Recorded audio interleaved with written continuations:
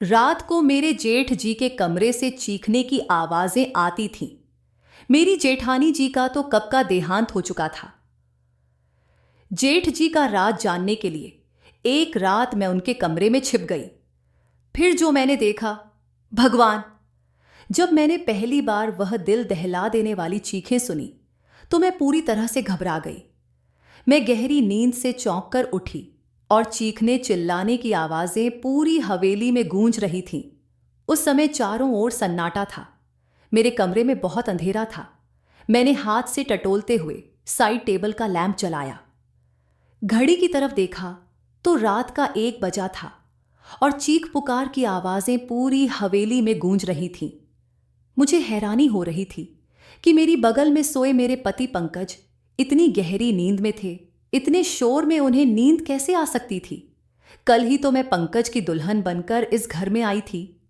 हमारी शादी बड़ी धूमधाम से हुई थी। मैं बहुत अमीर खानदान की बहू बनी थी। मैं भी एक अमीर खानदान से थी। मेरे सास ससुर का तो कब का देहांत हो चुका था। जेठ जी बहुत देखरेख करने वाले इंसान थे। मैं उनके व्यवहार को अच्छी तरह से जानती थी। मेरी पंकज से लव मैरिज हुई थी। हमने एक दूसरे को खुद ही पसंद किया था और वहीं से हमारी फोन पर बातें शुरू हो गई थीं। हम दोनों ही अमीर खानदान से थे, इसीलिए किसी को भी इस रिश्ते पर कोई आपत्ति नहीं हुई। मेरी शादी की पहली रात थी। उसी रात मैंने हवेली में चीखें सुनी थीं। एक लड़की की चीखने की आवाज थी, जैसे वह किसी से मदद मांग रही हो। पहले तो मैंने सोचा कि बाहर जाकर देखूं कि यह आवाजें किसकी हैं। कौन है जो इस वक्त इतनी जोर से चिल्ला रहा है? लेकिन मैं एक दिन की दुल्हन थी, इसलिए मैं कैसे बाहर निकल सकती थी। आधे घंटे तक आवाजें गूंजती रहीं। उसके बाद शांति छा गई। मुझे पंकज की नींद देखकर बहुत हैरानी हो रही थी। वह इतने शोर में कैसे सो सकता था?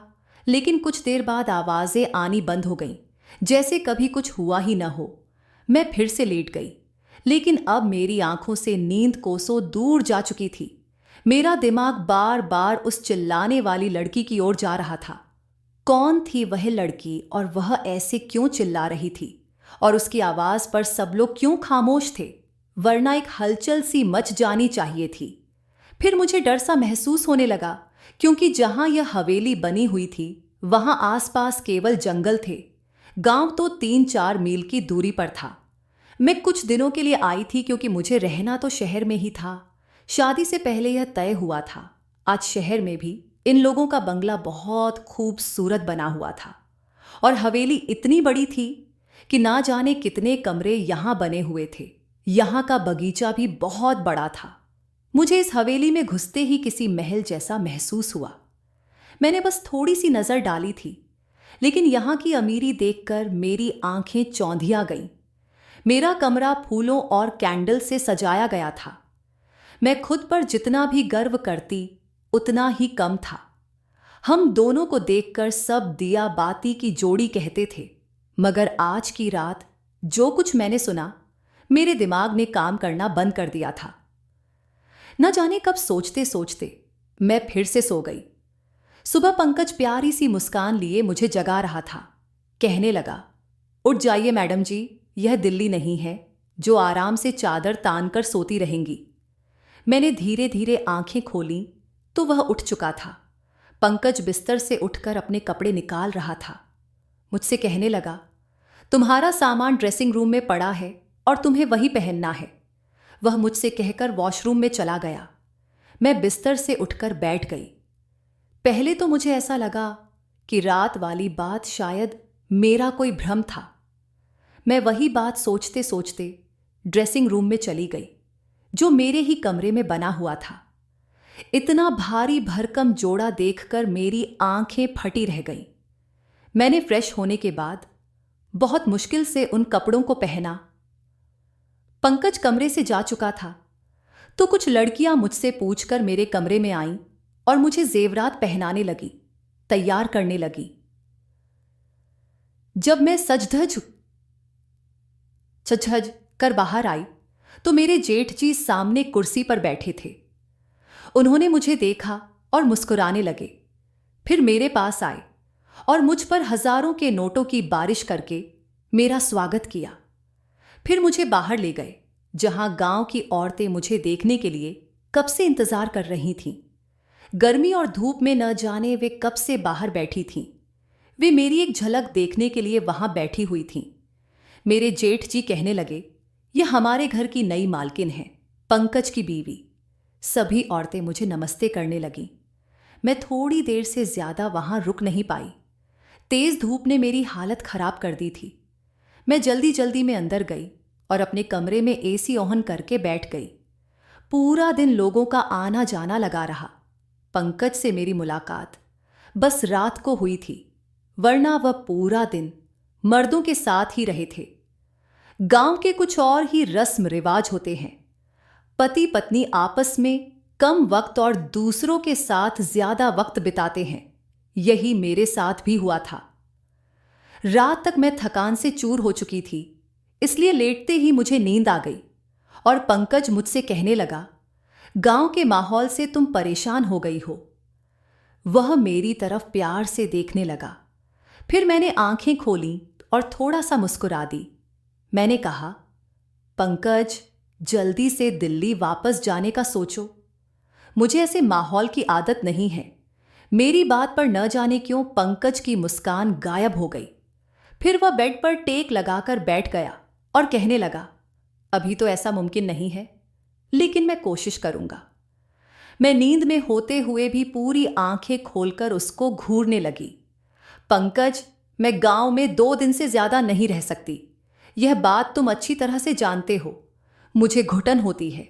यहां के पहनावे से, यहां के रहन सहन से अजीब घुटन महसूस होती है। मैं यहां नहीं रह सकती।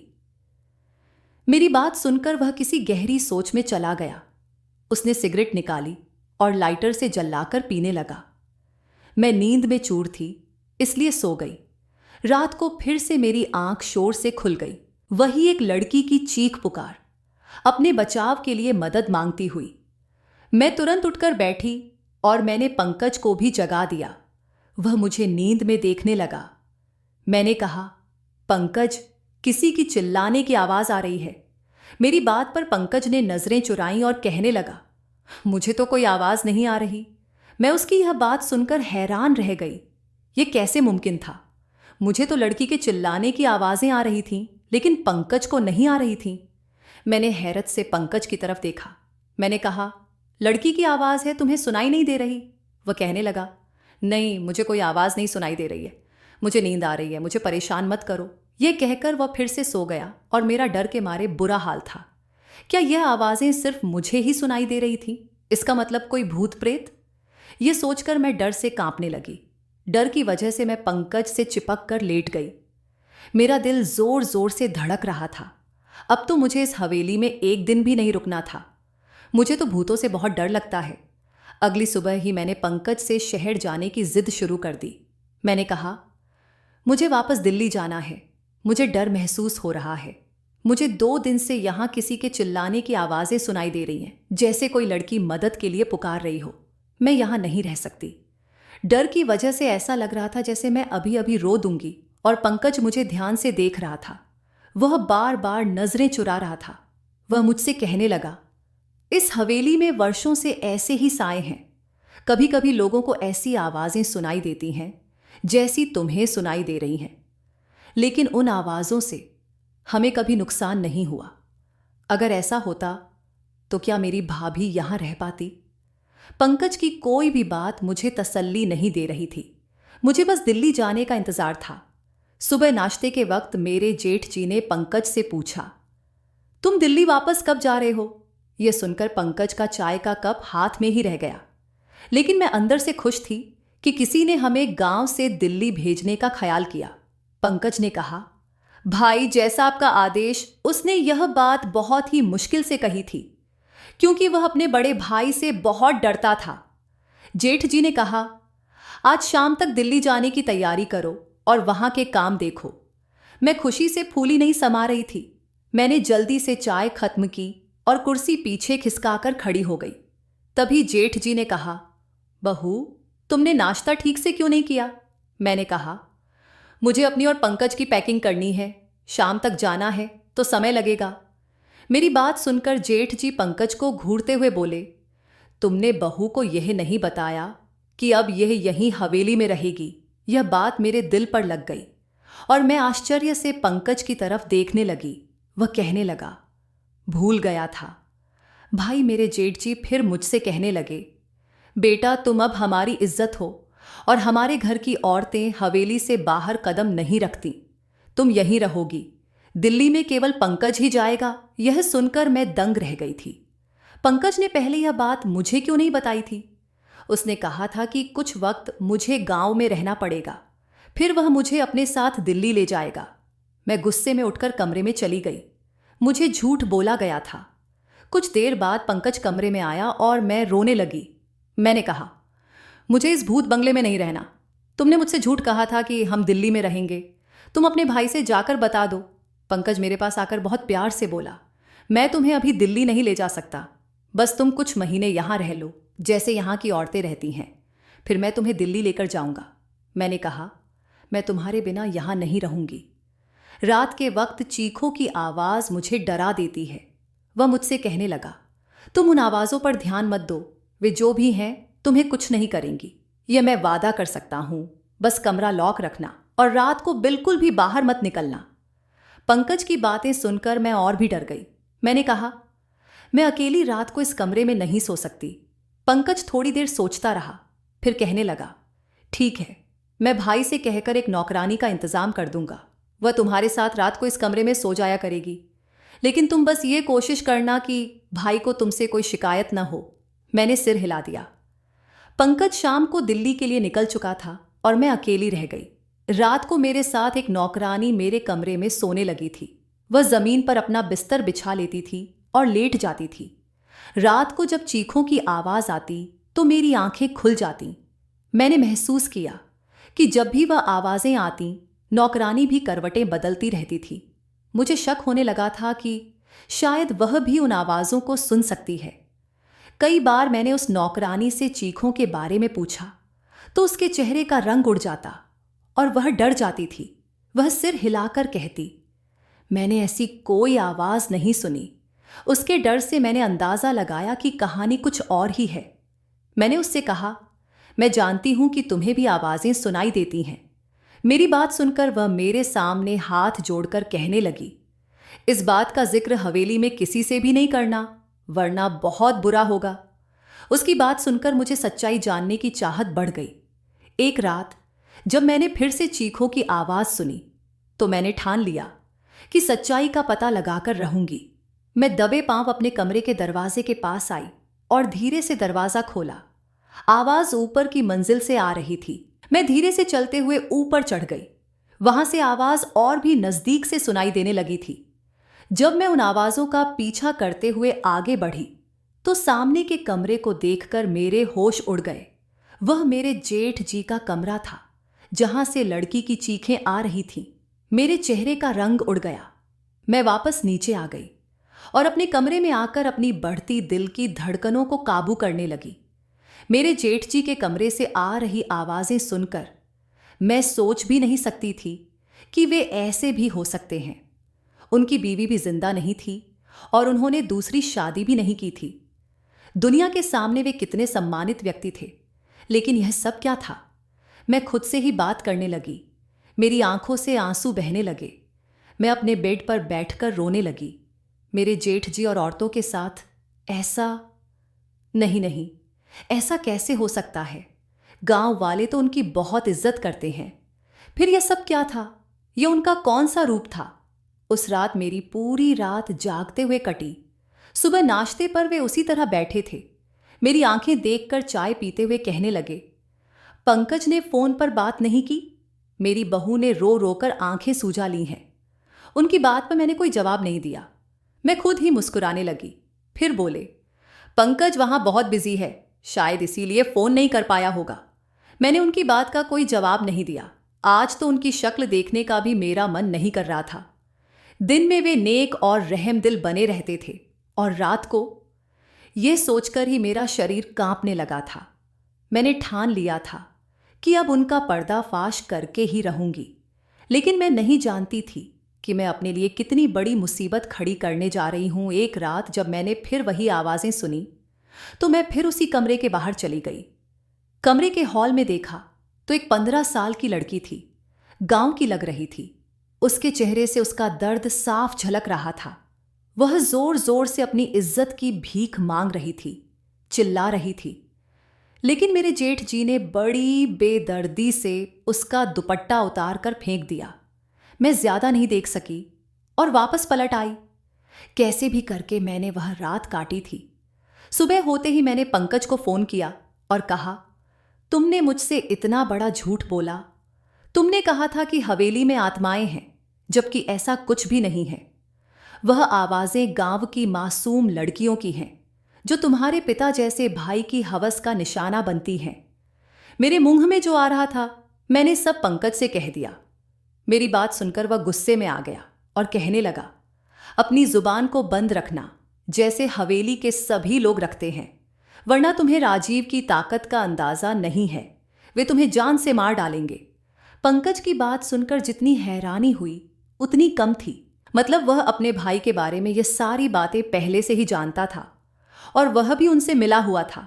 मैंने फोन बंद कर दिया क्योंकि बुराई को देखकर मैं ऐसे चुप नहीं रह सकती थी। मुझे बस एक सबूत चाहिए था, क्योंकि यहां ऐसा कोई नहीं था जो राजीव के खिलाफ एक शब्द भी बोलता। इसलिए मैंने रात होने से पहले ही बीमारी का बहाना बनाया और अपना कमरा बंद करके कमरे में ही रुक गई। मुझे पता था कि राजीव कब ऊपर जाता है, इसलिए मैं पिछली खिड़की से बाहर निकली और पाइपलाइन के सहारे ऊपर पहुंच गई। कमरे के बाहर की खिड़की खुली हुई थी। मैं उस खिड़की के जरिए कमरे में पहुंच गई और देखा कि कमरे को किसी दूल्हे के कमरे की तरह सजाया गया था। मैं खिड़की के पास एक कोने में छिप गई। रात 1 बजे राजीव उस कमरे में आया और सोफे पर बैठ गया। कुछ देर बाद उसका नौकर कैब की बोतल लेकर आया और टेबल पर रख दिया। मैंने अपने मोबाइल का कैमरा चालू कर दिया।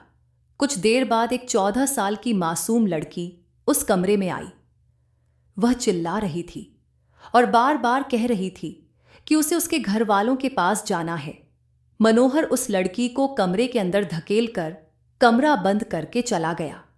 राजीव आराम से सोफे पर बैठकर उस लड़की की बेबसी का तमाशा देख रहा था। लड़की दरवाजा पीट रही थी, मदद मांग रही थी, लेकिन वहां के लोग इस जुल्म पर खामोश थे। जब वह दरवाजा बजाकर थक गई तो राजीव के पास आकर हाथ जोड़ने लगी और कहने लगी, राजीव साहब, मुझे छोड़ दो, मुझे जाने दो। मैं तुम्हारी बेटी की उम्र की हूं, मुझ पर तरस खाओ। उसकी बातें सुनकर मेरा जेठ गुस्से से उठा और उसके बाल पकड़कर कहर भरी नजरों से देखते हुए बोला, तू मेरे सामने जुबान चलाएगी?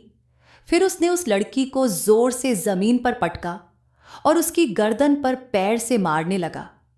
लड़की दर्द से बिलबिला उठी और मैं यह सब नहीं देख पा रही थी। किसी तरह मैंने खुद को काबू में किया। मैंने देखा राजीव ने उस लड़की को पकड़कर बिस्तर पर पटका और सिगरेट जलाकर जैसे ही उसके चेहरे पर लगाने वाला था, लड़की की चीख के साथ मेरी भी चीख निकल गई। राजीव तुरंत ही पीछे हट गया। मेरी चीख सुनकर वह समझ गया कि कमरे में उस लड़की के अलावा कोई और भी है।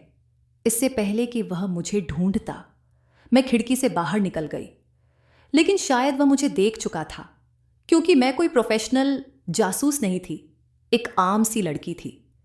मैं उसी रास्ते से नीचे उतर गई, लेकिन अपने कमरे के बजाय हवेली के पीछे चली गई और वहीं जाकर छुप गई। पूरी हवेली में हलचल सी महसूस हो रही थी। बहुत से कदमों की आवाजें सुनाई दे रही थीं। मैं एक घनी झाड़ी में छुप गई। बहुत से नौकर टॉर्च जलाकर मुझे ढूंढ रहे थे। मैं तो सांस लेना ही भूल गई थी। मुझे डर था कि अब पकड़ी जाऊंगी। कुछ देर बाद नौकर वहां से चले गए। उनके जाते ही मैंने सुकून की सांस ली। मैं एक बड़े से पेड़ पर चढ़ने लगी, जो हवेली की दीवार से चिपका हुआ था। उस पेड़ पर चढ़कर दीवार के दूसरी तरफ देखा तो वहां एक घना जंगल था। मैंने वहां कूद गई। मैं नहीं जानती थी कि जंगल पार करने के बाद कहां पहुंचूंगी, लेकिन मैं लगातार भागती रही। सुबह तक भागती रही और जैसे ही हल्की रोशनी हुई मैं सड़क पर पहुंच गई। उसी वक्त एक बस दिल्ली जाने के लिए गुजर रही थी। मैं बस में बैठ गई और पूरे रास्ते अपना चेहरा दुपट्टे से छुपाए रखा। दिल्ली पहुंचते ही मैंने अपने पापा के दोस्त जो आईपीएस अफसर थे उन्हें यह वीडियो दिखा दी। मेरी वजह से उस गांव के इस घिनौने खेल का अंत हुआ और राजीव के साथ साथ पंकज भी पकड़ा गया। वे लोग गांव की कम उम्र लड़कियों के साथ गलत करके उन्हें दूसरे देश भेजते थे और कुछ को मार देते थे। मेरे पति दिल्ली से ये काम करते थे और इसीलिए वह मुझे अपने साथ नहीं ले गए थे। मैंने अब पंकज से तलाक ले लिया है क्योंकि मैं ऐसे इंसान के साथ जिंदगी नहीं गुजार सकती थी।